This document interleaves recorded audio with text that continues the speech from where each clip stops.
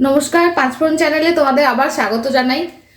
তো আছে এটা শীতকালে বাড়িতে একটু পিঠে এইসব বানাতে ভালোই লাগে। তো পিঠে না, আজকে আমি বানাবো হচ্ছে একটু মালপোয়া। তো চলো তোমাদের দেখাই কিভাবে বানাচ্ছি।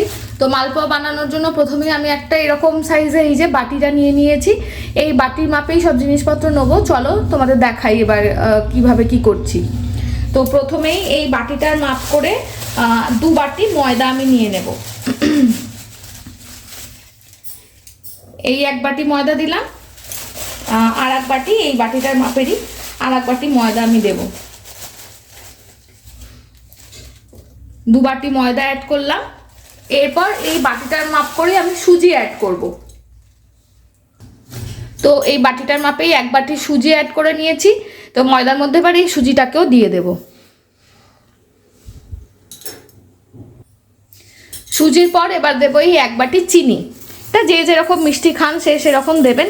আশা করি এতেই মিষ্টি হয়ে যাবে, আর দিতে লাগবে না। চিনির পর এবার দেবো পরিমাণ মতো একটু নুনটা মিশিয়ে দিলাম। এবার একটা চামচের সাহায্যে শুকনো উপকরণগুলোকে একদম ভালো করে মিশিয়ে নেব আগে।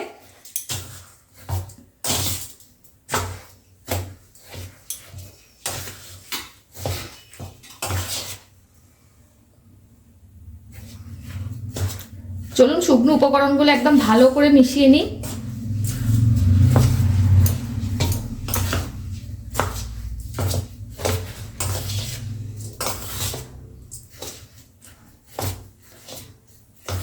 শুকনো উপকরণগুলো একদম ভালো করে মিশিয়ে নেওয়া হয়ে গেছে। তো শুকনো উপকরণগুলো তো মিশিয়ে নেওয়া হয়ে গেছে। এবার এর মধ্যে আমি অল্প অল্প করে দুধ অ্যাড করে এটাকে মেশাতে থাকবো ভালো করে। তো দুধটা আমি গরম করে নিয়েছিলাম, গরম করে হালকা ঠান্ডা করে নিয়েছি। আমি এখানে আমুল দুধ নিয়েছি, আপনারা চাইলে নর্মাল মাদার ডেয়ারির দুধও নিতে পারেন, কোনো অসুবিধা নেই। দুধটা অল্প করে প্রথমে অ্যাড করব, অ্যাড করে এটাকে মেশাবো, মিশিয়ে তারপর আবার লাগবে, তারপর আবার দেব।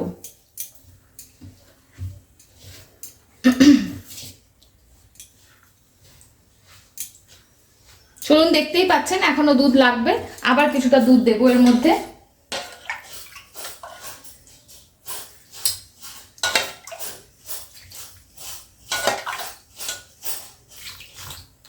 এইভাবে অল্প করে দুধ অ্যাড করে করে এটাকে ভালো করে মিক্সচারটা বানিয়ে নেব। মিক্সচারটা বানিয়ে নিয়ে আপনাদের আবার দেখাচ্ছি। তো সুন্দর একটা ব্যাটার আমার রেডি হয়ে গেছে। এটাকে এখন আধা ঘন্টা থেকে 40 মিনিট আমি চাপা দিয়ে একটু রেস্টে রেখে দেবো। আর দুধ আমি একটু বাঁচিয়ে রেখেছি, কেন যেহেতু এটা রেস্টে রাখবো, এটা যদি তখন আর একটু বসে যায় তো একটু দুধ এর মধ্যে তখন অ্যাড করে দেবো। এখন এটাকে চাপা দিয়ে ভালো করে আধা ঘন্টা থেকে 40 মিনিট রেস্টে রাখবো। চলো রেস্টে রেখে তারপর আবার আসছি। ব্যাটারটাকে আমার একদম 40 মিনিট রেস্টে রাখা হয়ে গেছে। দেখো 40 মিনিট পর এরকম একটা টেক্সচার এসছে। এবার আমি এর মধ্যে অ্যাড করব সামান্য একটু মৌরি। অনেকে এই সময় কাঁচা মৌরি অ্যাড না করে মৌরিটাকে একটু শুকনো খোলায় নেড়ে নিয়ে আর হাতে একটু ক্রাশ করে নিয়ে অ্যাড করে, সেটাতেও অ্যাড করা যেতে পারে, সেটাও ভালো হয়, কোনো অসুবিধা নেই। মৌরিটা অ্যাড করে দিলাম। এবার মৌরিটা দিয়ে ভালো করে মিশিয়ে দেব।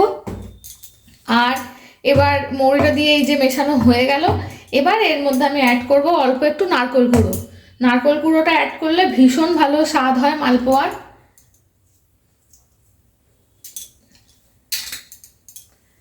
অ্যাড করছি বেশ খানিকটা নারকেল গুঁড়ো। এবার নারকেল গুঁড়োটা দিয়েও ভালো করে মিশিয়ে নেব। অনেকে জন্মাষ্টমীর সময় মালপোয়া বানান একদম, যাদের বাড়িতে পুজো হয় তারা তো বানানই। তো এইভাবে বানিয়ে দেখতে পারেন, আশা করি খুব ভালো লাগবে। নারকেল কুড়োটা দিয়ে এবার ভালো করে একদম মিশিয়ে নেব। চলো, এটাতে হাতা দিয়ে আর হবে না, হাত একটু মেশাতেই হবে। হাত না মেশালে রান্নায় কি ভালোবাসার ছোঁয়া আসে? তো চলো প্রথমে এটাকে ভালো করে হাত দিয়ে এবার মিশিয়ে নিই।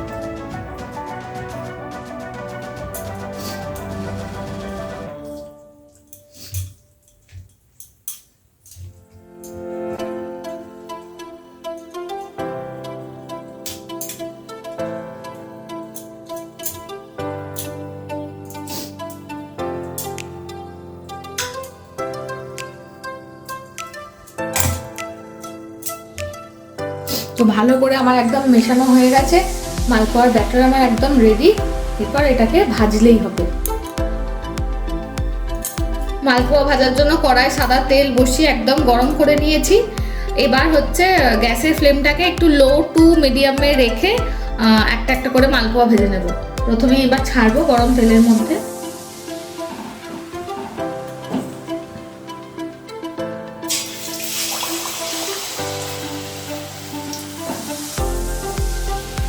এইভাবে একটা একটা করে ভেজে নেব মালপোয়াগুলো সব কটা। দেখছো কিরকম ফুলে উঠছে মালপোয়াটা।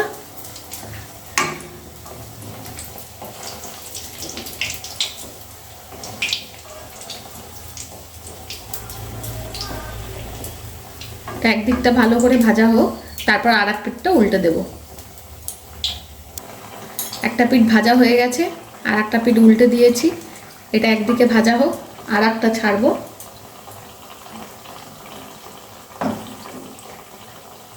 আর একটা এই পাশে ছাড়লাম। এইভাবে একটা একটা করে ভেজে সবকটা রেডি করে নেব। দেখছো কড়ার মধ্যে রেডি হচ্ছে নরম গরম মালপোয়া। এইভাবে একটা একটা করে প্রত্যেকটা ভেজে নিই, তারপর আবার আসছি তোমাদের কাছে। এই যে নরম নরম গরম গরম মালপোয়া আমার একদম রেডি। তোমরাও এই পদ্ধতিতে বাড়িতে ট্রাই করো, আশা করি খুব ভালো হবে। অনেকে এটাকে আবার চিনির শিরায় ডুবিয়ে তারপর করে, তবে চিনির শিরায় ডোবালে কি বড্ড মিষ্টি হয়ে যায়, তো আমি আর ওই জন্য ওটা করলাম না। তো তোমরা চাইলে করতে পারো, আর এইভাবেও করতে পারো, আশা করি ভালো লাগবে। প্লিজ ভিডিওটাকে একটু লাইক শেয়ার সাবস্ক্রাইব করে দিও, আর আমাদের সাথে থেকো, পাশে থেকো। তোমাদের আশীর্বাদ আমাদের সত্যিই খুব দরকার। টাটা।